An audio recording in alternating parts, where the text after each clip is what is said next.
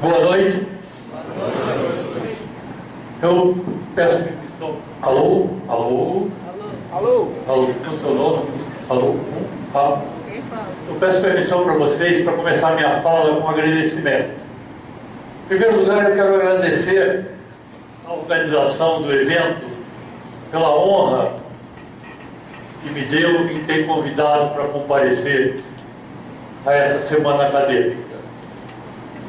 Quero agradecer na pessoa do Sandro Campos e agradecer também o carinho e a gentileza que eu fui recebido aqui na instituição. Quero agradecer a vocês que estão aqui na plateia, os alunos da FEF e os alunos da ETEC, por estarem aqui e por prestigiarem a minha palestra. E por último, e acima de tudo, eu quero agradecer a Deus.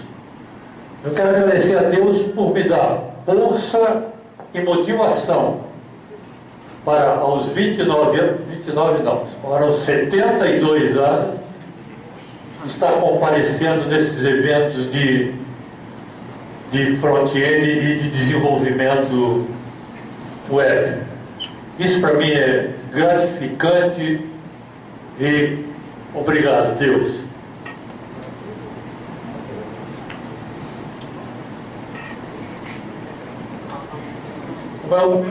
Meu nome é Maurício Sabir Silva, eu sou conhecido no meio de desenvolvimento como Maljosa.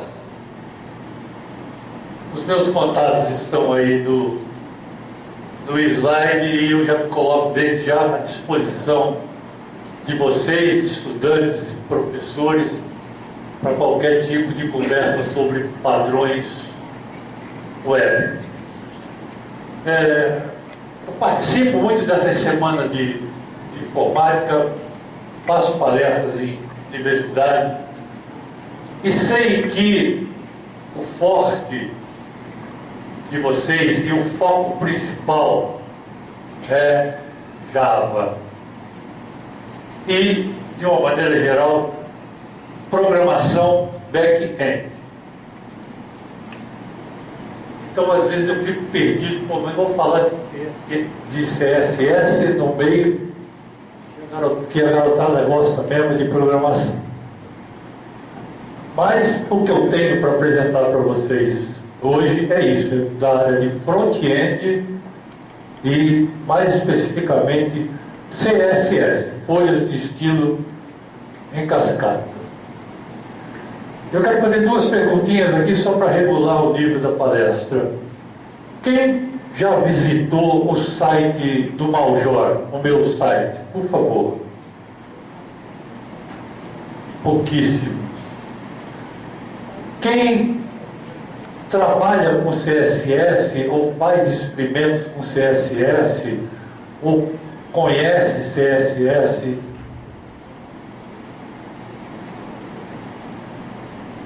Tá. Então, nós vamos conversar sobre CSS. Tem dois olhinhos ali, branco, aquilo ali tem um ninja ali, tá? Não está dando para ver. Eu vou ter que descrever as imagens. Acessibilidade, né? CSS é uma tecnologia que começou... Pronto, agora sente, senão não consegue filmar. Vira o ninja, né? Ótimo.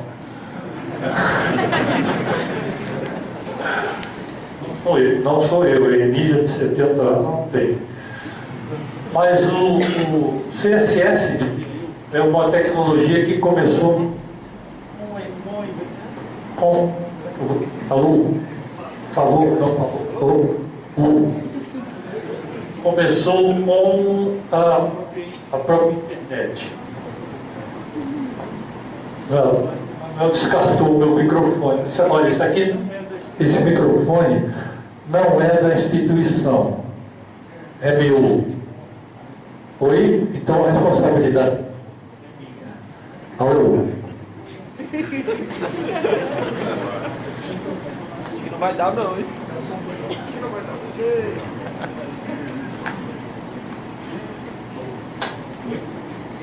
Oi, oi, oi, alô. Oi. Oi! Oi. Oi, Silvio.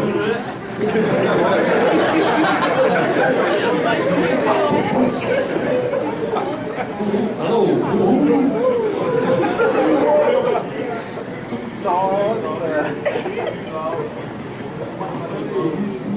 Dois, alô, Silvio. 1, 2, 3, alô. Você comigo não combina. Eu estou testando o microfone. Sacaneiro.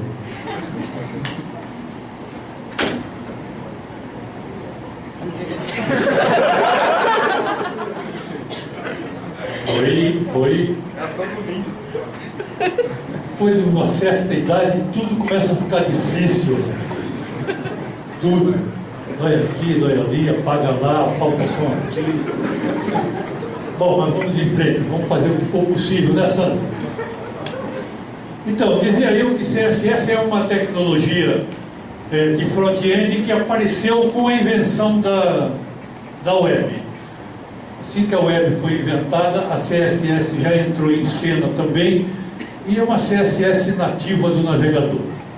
A história da CSS é uma história muito bacana, é empolgante, e eu me apaixonei por CSS, e estou nesse meio desde o ano 2000, quando eu me aposentei. Eu comecei a estudar front-end com 56 anos, e não com 20 e pouquinho.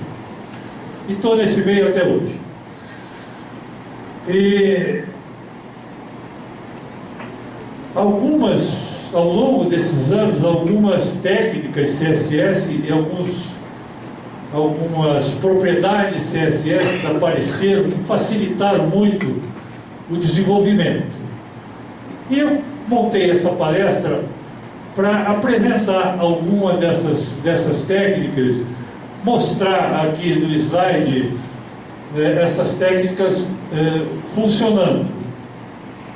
Então eu criei uma interface que é interativa, onde eu tenho no lado direito, eu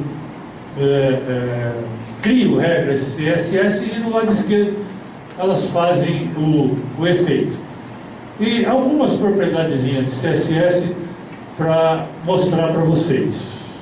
Então, quem já conhece CSS, já trabalhou, provavelmente conhece essas propriedades que eu vou mostrar, mas eu tenho certeza que tem alguma coisa aí disso a mais que eu gostaria de mostrar para vocês. Vou pedir permissão para continuar a palestra sentado, porque eu vou mexer ali no computador e vou mostrar para vocês essas propriedades.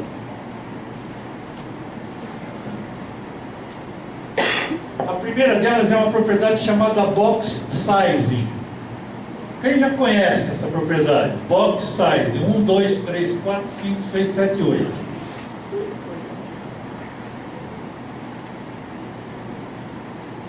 Quando o CSS foi criada, a especificação da CSS, essa propriedade ela passou a ser efetiva em 2008.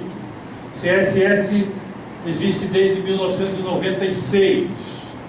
Então foram 4 e 8, 12 anos para aparecer uma propriedade que é uma bobagem e que resolveu muitos problemas de quebra de layout quando se montava CSS. Porque o modelo CSS inicial era uma coisa assim. Eu vou ter que descrever essa imagem também, porque quem tem lá atrás, quem está lá atrás não está enxergando direito, né? Aqui o que eu tenho? Eu tenho um Box Model CSS. O que é isso? É o modelo de caixa da CSS. Como cada um dos elementos da HTML é renderizado na tela. Cada elemento cria um box, cria uma caixa, retangular ou quadrada, com determinadas características. Então, um elemento H1, um elemento H2, um elemento P de parágrafo, um dot code, os elementos da HTML5, eles, quando são renderizados, eles criam uma caixa. Você não vê essa caixa, mas ela está lá. E você pode definir regras CSS para a caixa, definir largura, altura, etc. Então aqui está um esquema de uma caixa CSS tradicional, como ela foi inventada no começo. Em vermelho está a borda do elemento. Você coloca um div na tela, define a altura, a largura, define uma borda na cor que você quiser, aparece uma borda. Em verde está uma propriedade chamada de CSS chamada padding, border padding. E na caixinha preta com letra branca está a área chamada área de conteúdo. É ali que vai ser renderizado aquilo que você escreve ou a imagem que você colocou, enfim, o componente do layout que você definiu dentro daquele elemento da HTML5. Se for um H1, você está definindo um título de nível 1. Se for uma IMG, uma tag IMG, você está definindo uma imagem. Essa caixa é criada e em branco tem duas dimensões ali. Na horizontal tem uma dimensão que é a dimensão CSS chamada width, que é a largura da caixa, e na vertical que é a altura da caixa. Então, quando você cria um div, cria um componente qualquer do layout, com um div, por exemplo, que vai colocar conteúdo lá, e diz que aquele div tem uma largura X e uma altura Y, na verdade, você está dizendo que a área de conteúdo tem X e Y. Como está ali? Quem está aqui na frente está conseguindo enxergar bem, mas lá atrás, infelizmente, deve estar meio embaçado. A partir do momento que você definiu um padding ou uma borda para essa caixa, né? Essa borda e esse padding, o natural era que eles fossem integrados na largura e na altura da caixa, porque, poxa, eu defini um componente com 500 por 200, coloquei borda e padding de 20, de 30, não sei o que, ele ficou maior, porque a essa largura foi somada o padding e a borda. O que acontecia então, e aconteceu muito, e era uma dor de cabeça tremenda de montagem de layout até o ano de 2007, o Internet Explorer 6, bom, blá, blá, blá, blá, blá, blá. Acontecia o seguinte: você definia dois componentes do layout com uma largura, cada uma com uma largura de 500 pixels, para colocar num container com 1000 pixels, um do lado do outro, teoricamente ia caber. 500 mais 500 dá 1000, cabe no 1000. Quando você colocava uma borda, uma das caixas caía, não ficava mais do lado, ficava maior do que 1000, ou extrapolava o container, ou se tivesse sido flutuada, ela caía. E isso aí ruía o layout todo. Então era uma dor de cabeça esse modelo CSS de definir as caixas, o Box Model CSS. Em 2008, então, foi inventada a propriedade Box Sizing. É uma coisa muito simples. Você define para o elemento, o div, logo que for a caixa que você for definir, largura e altura, você define a propriedade box sizing e diz o seguinte: border box. O que significa isso? Na prática, sempre que você acrescentar uma margem e um padding, em lugar de eles se acomodarem para fora das dimensões da caixa, eles vão se acomodar para dentro. Então, uma caixa de 500 por 500, ele sempre vai ter 500 por 500. Se tiver borda e padding, o que acontece? A área de conteúdo, a área preta que vai encolher. Tá bom? Isso ficou mais natural, ficou mais fácil de construir layouts. Quando apareceu essa tecnologia, foi uma revolução. Quem já conhecia isso e usa box size? 0, 1, 2, 3, 4, 5, 6, 7. Opa, põe aqui. Mais ninguém? Então, mas mesmo não tendo usado, perceberam o espírito da coisa, vamos chamar assim, o que foi feito?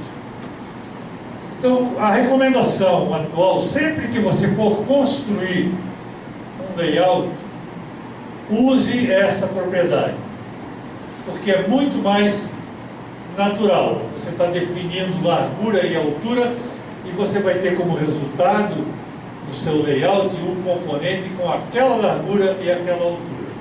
Colocou borda e padding, o que vai acontecer? Que você vai perder a área de conteúdo, mas não vai quebrar o seu layout.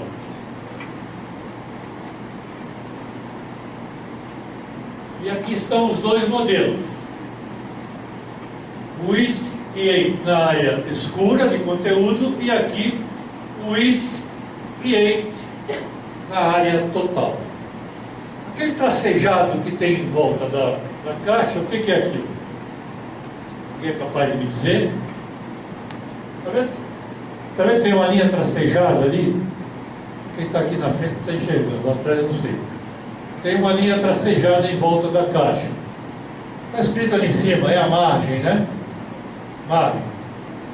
É outra propriedade CSS, é a distância da caixa para o seu vizinho.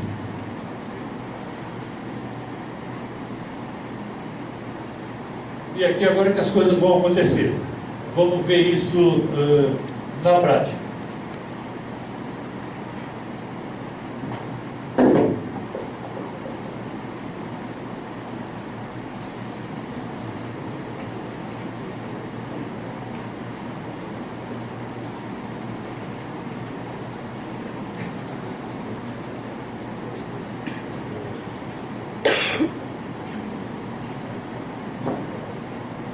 Essa aí é a interface interativa que eu tinha comentado para demonstrar o funcionamento de box size.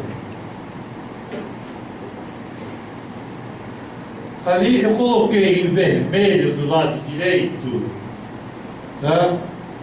Uma régua de pixel, e ali você tem uma graduação. Aquilo ali está em pixel, de 100 em 100 pixel, de 100 em 100 pixels na vertical.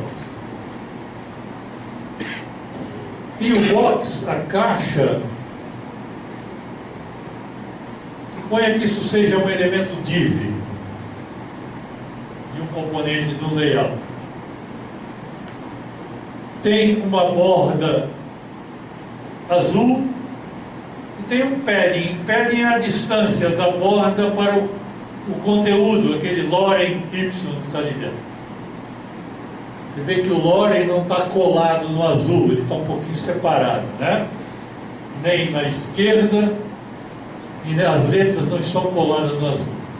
Aquilo ali é um padding, essa distânciazinha. Essa caixa ela tem 600 por 500, está marcado ali na régua. E as declarações CSS que estão construindo essa caixa, elas estão aqui à direita. Lá em cima tem Box Sizing, está em branco. Então essa caixa está definida de acordo com o modelo tradicional da CSS. Depois, a segunda declaração, eu estou lendo aqui o slide, que eu acho que lá atrás não está dando para chegar, né? Não está, né? Pois é, por isso que eu estou lendo aqui, inclusive estou perdendo tempo, mas infelizmente vai ter que ser assim. Eu tenho a definição de width 500 pixels, com 500 pixels, age de 400 pixels, isso está definido na CSS. Padding de 10 e borda de 40. Então aqui dá para ver claramente o seguinte: o width 500, mas ele está com 600. Por quê? Porque ele tem 40 de borda, 40 mais 40 dá 80, e 10 de padding, 10 com 10 dá 100. Então aos 500 do width estão sendo somados a largura do padding e a largura da borda. Eu vou mudar, eu vou declarar ali em box size o valor border box.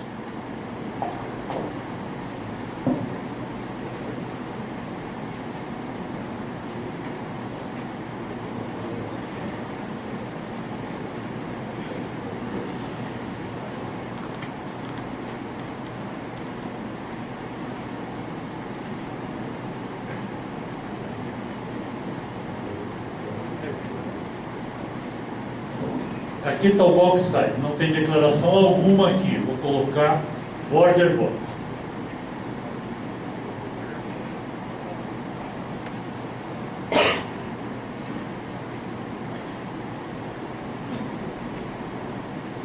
Veio instantaneamente e a caixa encolheu para os 500 por 400. Então a ideia de box size, que repito, é uma declaração que vocês devem usar em qualquer layout. Vai montar um layout CSS, a primeira declaração CSS é box size. Que agora, se eu declarei 500 por 400, ele vai ter 500 por 400. E não interessa qual seja a largura da borda. Eu vou alterar a largura da borda aqui, ó.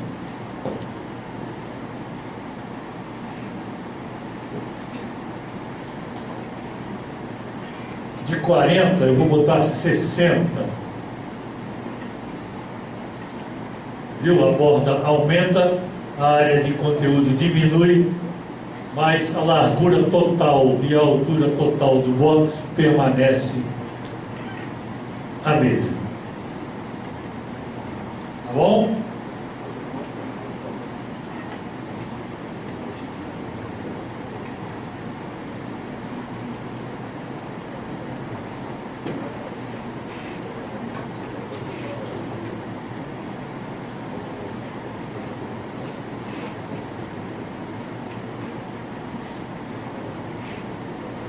Outra novidade da CSS que apareceu agora com a CSS 3 é uma função. Função é uma funcionalidade, característica de linguagens de programação, né? Isso não tem dúvida. Olha só que legal, agora eu tenho uma maneira de definir uma função em CSS. CSS que não é uma linguagem de programação, é uma linguagem declarativa, é uma linguagem de apresentação, mais propriamente falando. Então eles foi criado pelo W3C uma função CSS chamada calc. E ela tem a sintaxe das funções, né? Funções, você tem o nome da função, abre, fecha parênteses, e ali dentro você tem o que essa função faz. E essa função, ela se destina a definir comprimentos CSS, definir pixel, centímetro, enfim, definir toda a propriedade CSS, que você define com uma unidade de comprimento, a largura ou a altura, basicamente, você consegue definir com a função calc. Então, aquela caixa com 500 pixels, o widget 500, eu podia botar o widget calc 500 pixels. Não tem muito sentido pôr calc 500 pixels. Por que não bota direto 500? Tem. Mas aí as coisas começam a ficar interessantes é quando você consegue colocar dentro dessa função operadores matemáticos. Vou mostrar para vocês. Por exemplo, se você definir a largura de um box 100%, olha lá, você colocou um div lá, você quer que ele ocupe a tela inteira, a largura inteira. Independente do tamanho da tela. Isso é legal em design responsivo, né? É uma coisa. Design responsivo. Quem já ouviu falar? Ah, legal, boa. Vou fazer um projeto de design responsivo que vem. Então, medidas em porcentagens são fantásticas para o design responsivo. São fantásticas não, são usadas quase que obrigatoriamente no design responsivo. Aí vem a pergunta, puxa, como é que eu coloco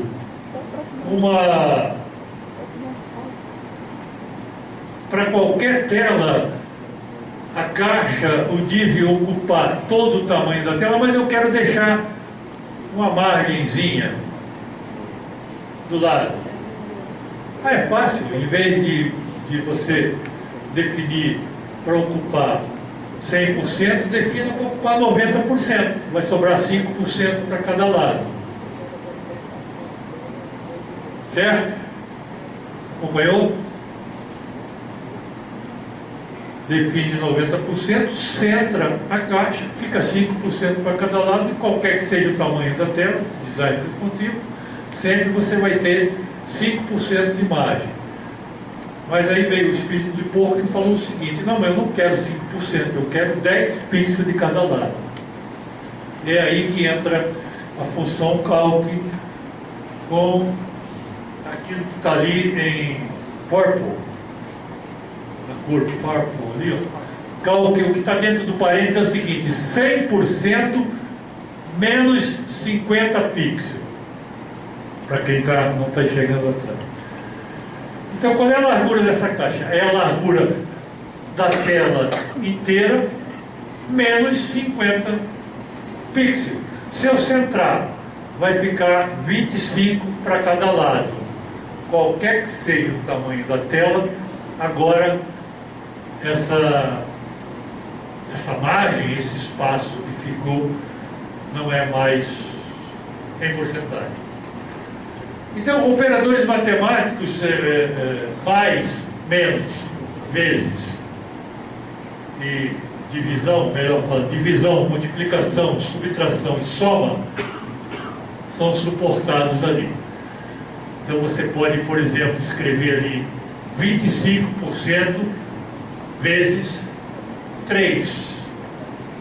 E o operador de multiplicação é o mesmo operador que se usa em linguagem de programação, asterisco, né? Só não tem aí 2 asteriscos. 2 asteriscos, que é mesmo?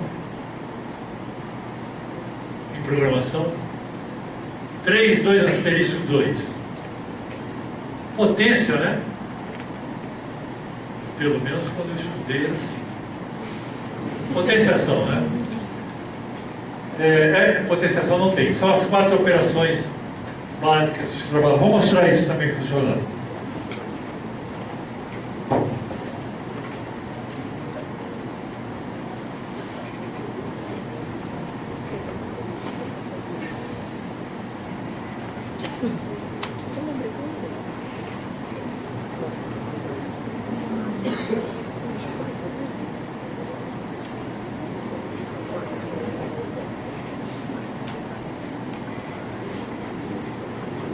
Aqui é a mesma interface. Ali o resultado e aqui as regras CSS que resultam no que está à direita. É a mesma coisa, uma caixa com uma largura de 400 e uma altura de 300, uma bordinha azul. Aqui box size está definido, internamente foi definido, e essa declaração que eu vou mostrar aqui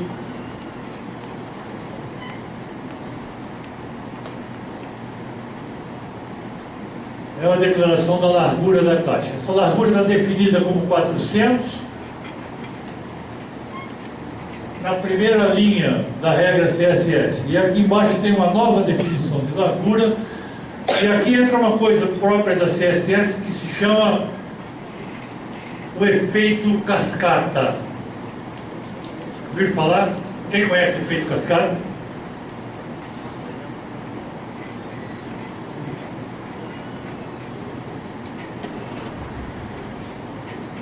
Vamos dedicar mais um tempinho aí para CSS Dúvida. Isso aqui é muito legal e é super importante. Vamos precisar disso. Na hora que for construir a interface, vamos precisar de CSS. O efeito cascata é o seguinte: se eu tenho duas regras conflitantes, vale a que foi declarada mais abaixo, depois. Então aqui eu vou sobrescrever, aqui não está em amarelo, eu vou sobrescrever os 400 que estão lá em cima. Nesse calc que está aqui, eu vou colocar calc 200 pixels. Imediatamente a caixa passou para 200. Calc 200 pixels. E vou multiplicar esse 200 por 3. Aqui dentro da função. Multiplicador é asterisco,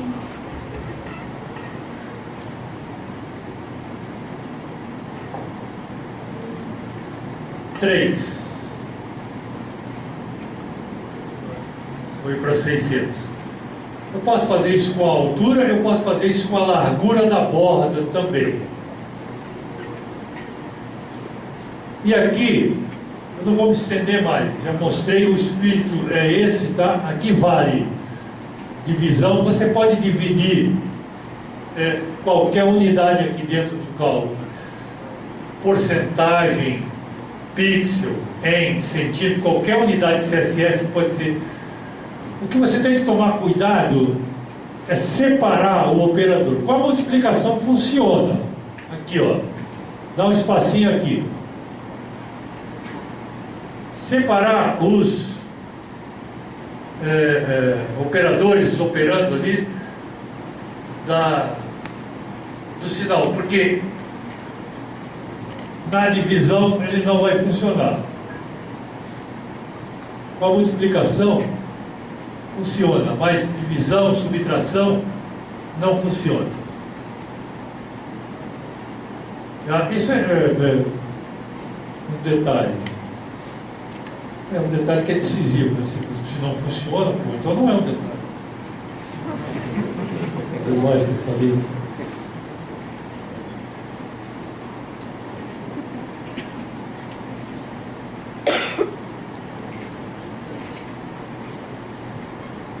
Outra funcionalidade legal também, que veio com a CSS 3, é a possibilidade de você colocar sombra nos boxes. Isso aí, na época dos dinossauros, na minha época, lá atrás, 2007 para trás, você só conseguia colocar sombra com imagem, e era um martírio você colocar uma sombra numa caixa, porque você tinha que colocar vários elementos divs alinhados um dentro dele, e esses elementos divs não serviam para nada a não ser para você botar uma imagem de fundo, e essa imagem de fundo era uma sombra. Então, isso era uma dor de cabeça, você botar sombra em box. E foi criada uma funcionalidade chamada Box Shadow, que você define a sombra com vários parâmetros. Vamos direto ao assunto aqui agora.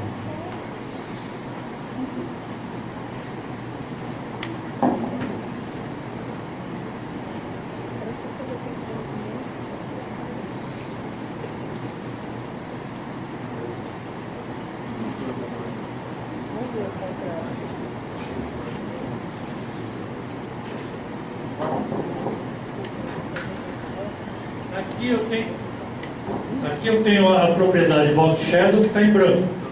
Vou colocar parâmetros ali, melhor, parâmetros não, vou colocar valores CSS ali e a sombra vai aparecer na caixinha vermelha. São 1, 2, 3, 4, 5, são 5 valores separados por espaço para você definir uma sombra. E a sombra começa a aparecer depois da declaração do segundo valor. Vamos na prática que fica mais fácil de enxergar isso. Box Shadow é o nome da propriedade.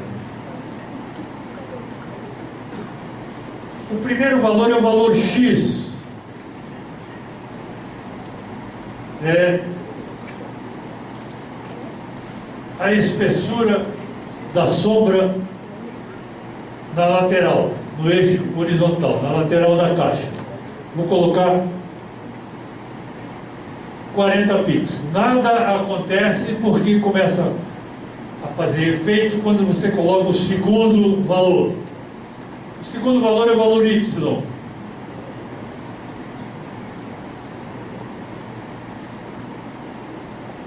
Eu vou colocar para Y um valor de 60 pixels. Tchan! Apareceu. Graças a Deus. Pessoas deixando se não aparecesse nada.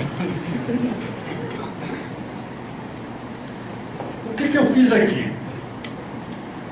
Eu disse, olha, eu quero uma sombra de 40 pixels para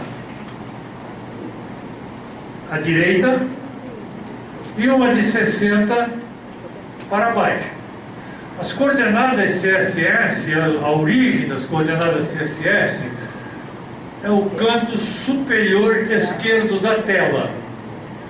Então a gente tem X positivo para lá, Y positivo para baixo.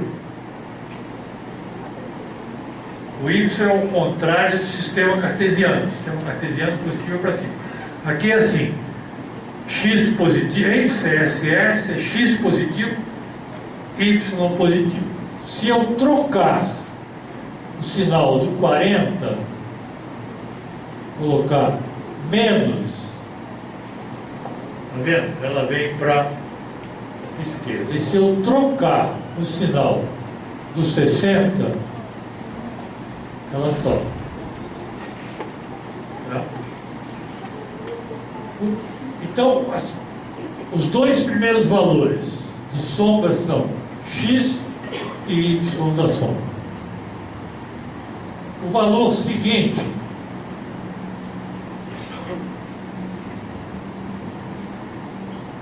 é blur.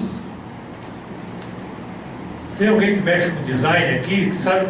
Alguém sabe o que é blur? Ah, legal. Blur, eu diria que blur é desfoque, esfumaçado. É isso? Certo?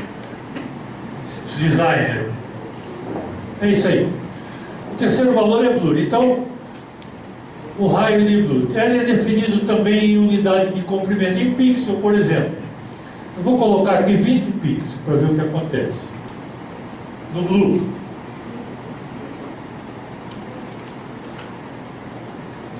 ficou desfocadinho ali que mal dá para ver, né? Então vamos aumentar. Vamos botar 50. Vamos exagerar, vamos botar logo 150 nesse troço.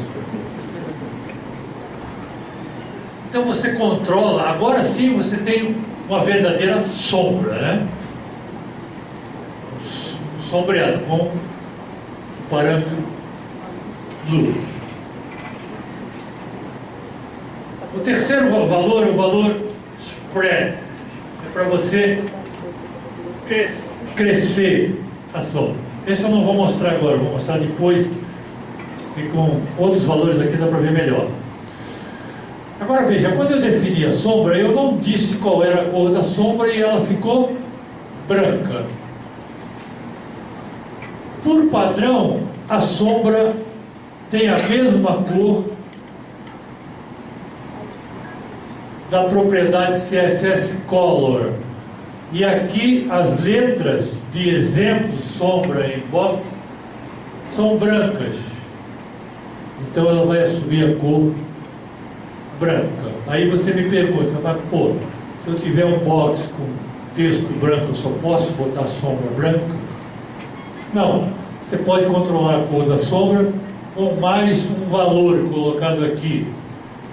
Se você colocar aqui uma cor em hexadecimal, em RGB, HSB, qualquer declaração de cor CSS, inclusive por palavra-chave, por exemplo, yellow, você controla a cor da sombra. Tá? E o legal disso é o seguinte, você pode colocar uma vírgula nessas declarações, colocar uma vírgula e outras declarações de sombra embaixo. Então você consegue colocar a sombra nos 4 lados. Tá?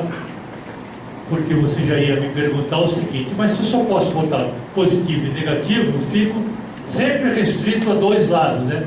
Em cima e embaixo, em cima na esquerda, em cima na direita, embaixo na esquerda, embaixo na direita. Mas não, se você colocar uma vírgula e colocar uma outra declaração CSS, inclusive com outra cor tal, ela vai preencher os lados que não tem sombra com aquela cor. Não vou fazer isso aqui também, porque a ideia não é detalhar isso aqui, apenas mostrar a funcionalidade. Eu espero motivar vocês para fazer experiência com isso mais tarde.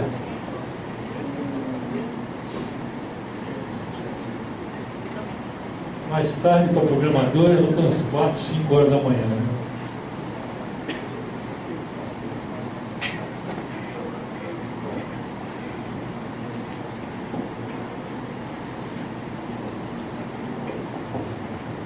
Outra funcionalidade de CSS que também foi copiada da programação é a possibilidade de você definir variáveis CSS. Olha que troço bacana.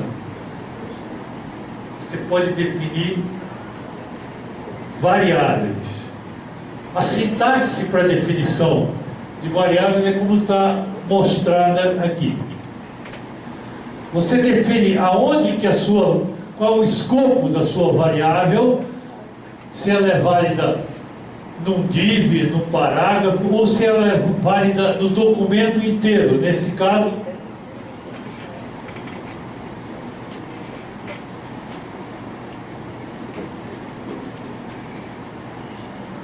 o scope é root, como está lá em cima, 2 pontos root. A variável que tiver dentro desse root aí, entre parênteses, vale para o documento todo. Se eu tivesse ali um div, a variável seria válida para o div. Enfim, para a caixa que ela for definida. E aqui embaixo, eu digo que eu tenho uma classe chamada alerta, por exemplo, eu quero que essa classe tenha a cor da variável alerta, que no caso aí é vermelha. Aquela convenção que está ali é vermelha. Tralha FF0000. É um código para ver. O que isso é legal? Isso é legal quando você tem várias declarações para div, para margem, para borda. Você quer mudar a cor de vermelho para verde. Você muda o valor da variável, onde aquela variável estiver definida, muda todo o CSS. Infelizmente, o meu tempo está chegando ao fim, não é isso, Sandro? E... em meia hora? É mesmo? Tem ônibus para levar o pessoal e tal, não vou atrasar ninguém não, né? Pelo amor de Deus. Então tá, então vamos dar mais uma olhadinha aqui na interface da variável.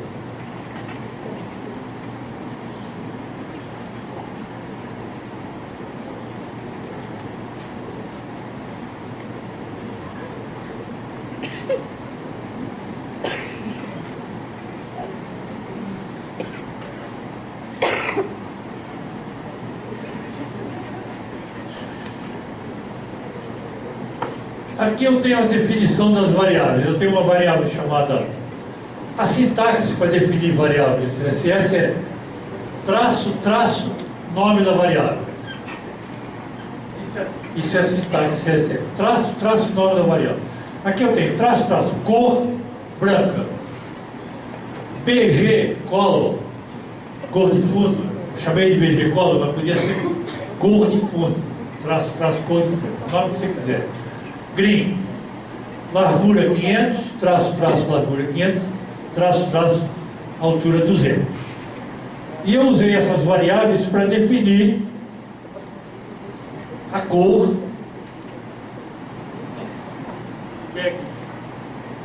o background, a altura e a largura dessa caixa verde que aparece aí à direita. Então, se eu mudar, por exemplo, a cor de fundo para azul, eu quero mudar a cor de fundo para azul, não preciso agir na regra CSS, eu posso agir na variável. A cor de fundo é o BG color, que é green, eu altero para blue, fica azul. E isso aqui lhe dá 1000 possibilidades. Trabalhar com variável, com CSS, era uma coisa que até dois anos atrás, é bem recente. Inclusive os navegadores estão começando a dar suporte agora. É uma coisa inimaginável. Agora está aí, variável para você usar.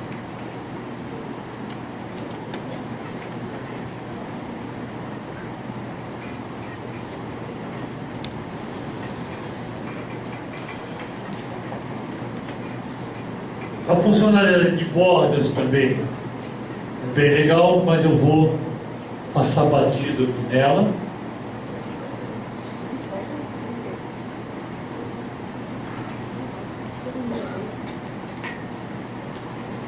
E uma funcionalidade também que é muito legal, que foi introduzida agora, é a possibilidade de você definir várias imagens de fundo. Quem sabia que isso existia? Quem sabia que existia imagem de fundo em CSS? Ah, legal, então é bom, olha só.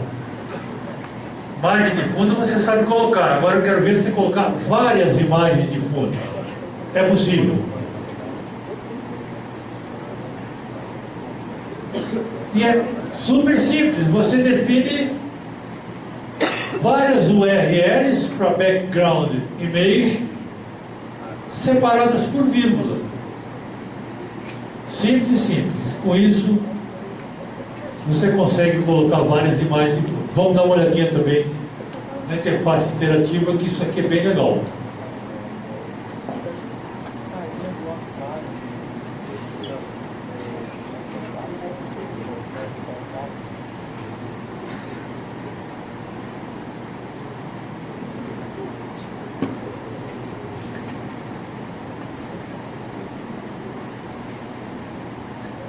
Aqui eu tenho a declaração de 3 URL separada por vírgula como valores da propriedade background image, que estão em branco. Por isso que não aparece nada lá na direita. Depois eu tenho o background repeat aqui. Background repeat, e está declarado no repeat, quer dizer, não repita as imagens de fundo, eu quero uma imagem só. Isso aqui não interessa para a demonstração. E aqui embaixo eu tenho o background position, que eu vou definir aonde que eu quero a imagem de fundo. Por padrão, as imagens são colocadas no 00, as imagens de fundo. Mas eu posso controlar isso, eu posso colocar 100, 200, posso colocar 100, left. Então, essas são declarações CSS que existem desde a CSS 1, né, desde os primórdios. A novidade aqui é a possibilidade de você colocar mais de uma imagem. Eu tenho 3 imagens aqui. Uma imagem chamada fundo, JPG, uma imagem chamada Dino, PNG, e outra macaco, PNG. Vou colocar essas imagens aqui na declaração. Na primeira URL eu vou colocar fundo JPG.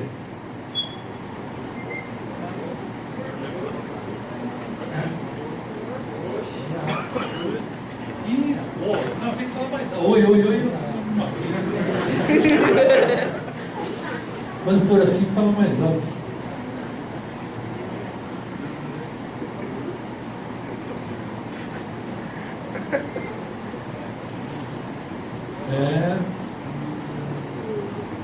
Fundo.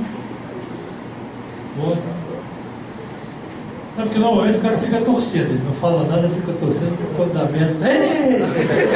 Todo mundo vibra, né? O cara fica numa banana aqui, danada. Tem que saber o que fazer. Mas vocês foram legais, né? Top, bem sutil, inclusive quase nem ouvi. Então eu tenho uma imagem de fundo, que é essa imagem que está aí. Coloquei ali uma imagem. Aí, vírgula, outra imagem. E reparem que elas estão posicionadas, né, em center. Aqui, ó. Quero que elas fiquem no centro e no centro. Essa, como preenche toda a tela, não dá para... Ela está no centro. Se ela for maior do que o tamanho da caixa, se essa paisagem for uma imagem maior do que o tamanho da caixa, vai ficar sobrando quantidades iguais nos 4 lados, vai pegar o centro dela. Tá? Porque ela é maior ou do tamanho da caixa. No caso aqui não importa. Aqui eu vou colocar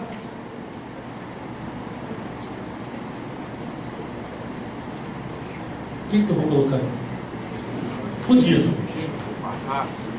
Macaco, tá, pedido. Macaco. Ponto. Vai no centro, né? Que ele vai aparecer.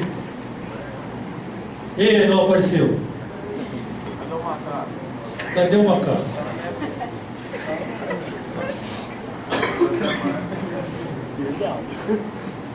Pesado, não. Vai ter consequência. Tirei o fundo lá de cima, eu fiz de propósito isso. Vou passar aqui para baixo. Não, eu fiz de propósito para dizer para vocês por quê. Sai bem, né? Fundo, boto. JPG. Oh. É fundo JPG?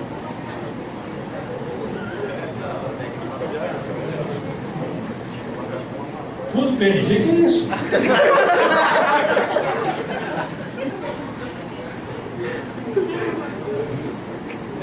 Deve ter 2 imagens aí, eu esqueci de apagar o PNG. Não era para ter funcionado, não. Não, deve ter aí, não. Mas depois eu vou dar uma olhada. Deve ter uma chamada fundo PNG também. Por que quando o fundo estava lá em cima não apareceu? Porque é o primeiro. Hein? É isso mesmo que você falou. Porque é o primeiro. Parabéns. Também só. Porque a ordem que elas vão sendo renderizadas, tá? Esse aí. É importante. Quando eu coloquei o fundo em primeiro, ela cobriu todas as que vinham depois. Tá?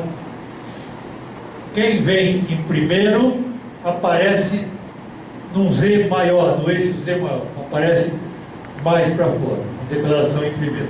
Então, se isso é verdade, quando eu colocar o dino aqui, ele vai ficar em cima do macaco, né? Os dois estão no centro, é isso?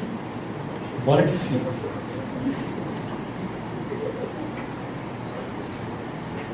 Oh! Ficou estranho. Ficou estranho? Ficou. Então vamos fazer o seguinte, vamos puxar esse dino para a esquerda. O dino é o primeiro, né?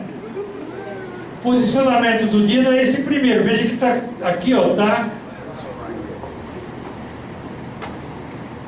Tem 3 posicionamentos separados por vírgula.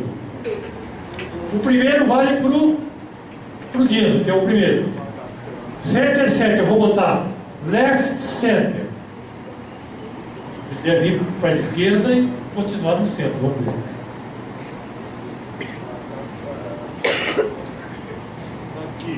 Aqui eu vou botar left.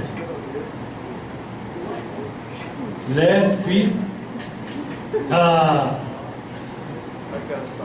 Bom. O que foi? Eu quero rir também. Deixa quieto. Não foi? Bom. Então aqui, eu vou parar de botar centro e coisa aqui, senão eu vou ficar a noite inteira brincando com esse troço. É para mostrar para vocês que é possível você definir imagens de fundo diferentes, e inclusive você pode controlar a repetição delas também, como elas se repetem, o posicionamento, todas as propriedades de background você pode controlar individualmente. Vou fazer uma coisa que eu não fiz aqui ainda, vou ver o que acontece. Em vez de botar no repeat, eu vou botar repeat aqui para ver a confusão que vai dar. Oh! Repetiu tudo aí. Tem dino em cima, dino embaixo, metade do dino. Ficou. Vou botar repetidos. Oh! Não vou botar mais nada.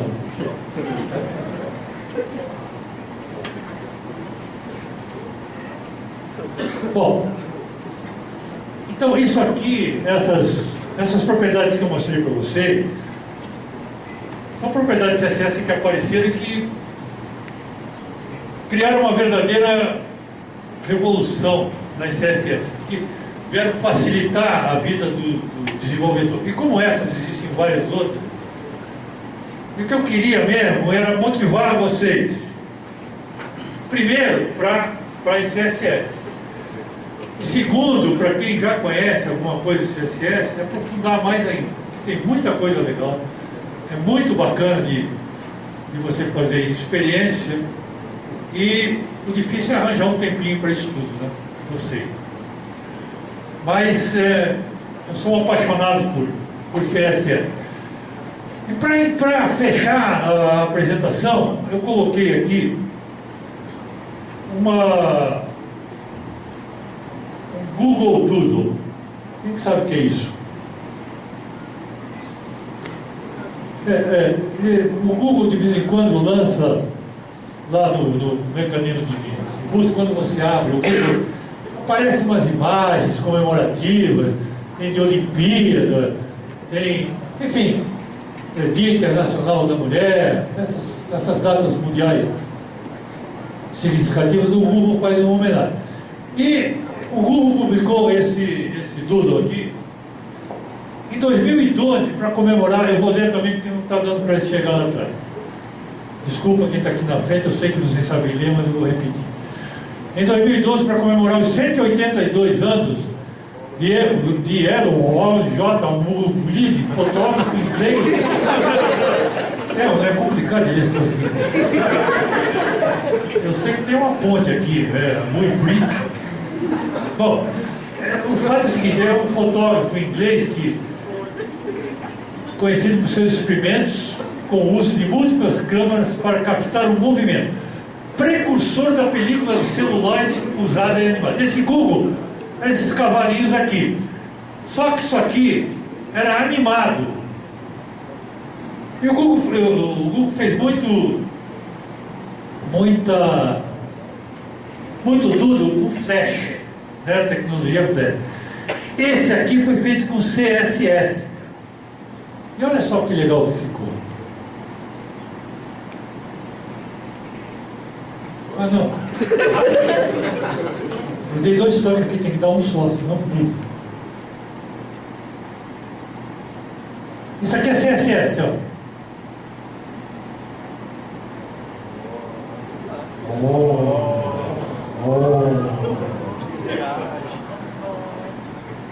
Incrível, cara, isso aqui é CSS, não é Flash não, pô.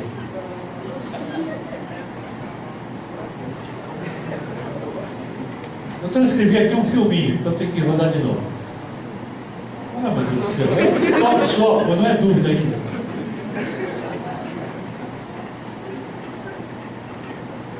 Tem que desabilitar o segundo toque aqui. Então, olha só, CSS. Aqui eu filmei, mas o endereço de onde isso aí está online, está numa dessas interfaces de você fazer experimentos e aparece a HTML, o CSS e isso aqui funcionando. É muito legal. O endereço está aqui embaixo no slide. Depois eu vou publicar esse slide, aí vocês vão ter acesso a isso aí. Bom, isso aqui era o que eu tinha para mostrar para vocês. Dúvidas? Se não teve dúvida que a palestra foi muito boa. Todo mundo entendeu tudo. É possível fazer animações no CSS desse tipo que nunca utilizou? Fazer imagens. Fazer animação no CSS é o que mais tem agora, é a animação no CSS. CSS tem umas propriedades, inclusive chamada keyframe, que é uma coisa de animação mesmo, né, de cinema e tal. Keyframe. Então você cria frames e anima. Então Flash, quem é fã de Flash aí, que gosta de Flash, já programou com Flash, ActionScript e tal, morreu. Né? Flash, inclusive, Apple já nem dá mais suporte para Flash, né? Acabou. E você consegue replicar o Flash com o CSS, o que você faz com o Flash. É fantástico isso. Inclusive, uma vez eu coloquei no meu blog um desafio. Tinha um banner feito pelo Google também, pelo Google, já há alguns anos, feito com Flash. E eu coloquei um desafio para replicar aquele banner com CSS. Recebi vários desafios, depois várias soluções, publiquei um link e tal, ficou muito bacana. Então, realmente, CSS para animação é tudo de bom. Agora, é preciso tomar cuidado com o problema de performance, né? Ele exige um pouquinho da máquina e tal, então tem que tomar determinados cuidados. Podia apagar a luz um pouquinho aqui na frente? Obrigado, porque agora está de volta. Tchan, tchan, tchan.